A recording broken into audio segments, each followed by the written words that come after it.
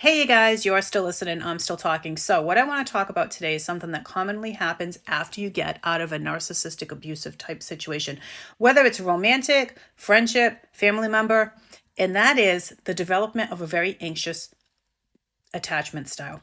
Now, what does that look like? An anxious attachment style is when you are constantly requiring validation.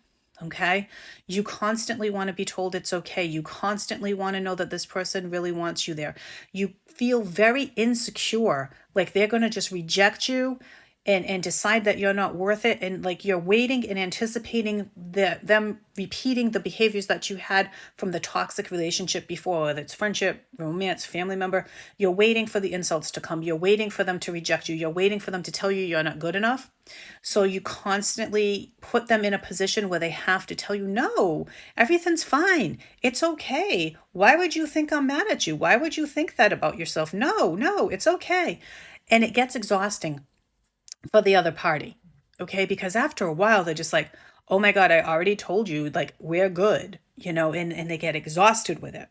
So what will end up happening is people stop pulling it back and they're like, I'm so tired of telling you everything's fine.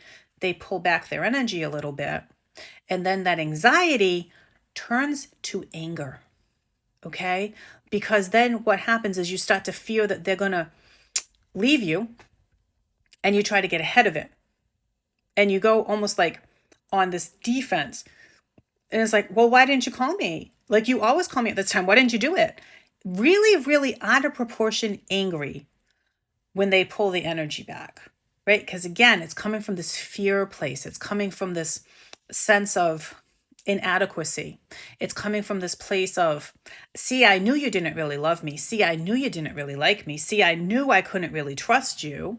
See, you always call me every day at 1 p.m. and today it's 1:05 and I have not heard from you yet because you are rejecting me. And it creates this anger, this displaced anger, and this frustration. And it's almost like you don't even know what to do with it all. So you lash out at the person and you accuse them of not being sincere in their love and affection for you. And you accuse them of not caring about your feelings, and you shut them down and turn them off to the point where they have no choice but to abandon the connection because it's too much, it's too intense, it's not healthy, and they are going to get sick of it. So, this is why I say try to make sure you do your healing before you get into a connection. Because if you enter into a connection with that anxious attachment style, it's just not going to work. Love you guys. Mean it.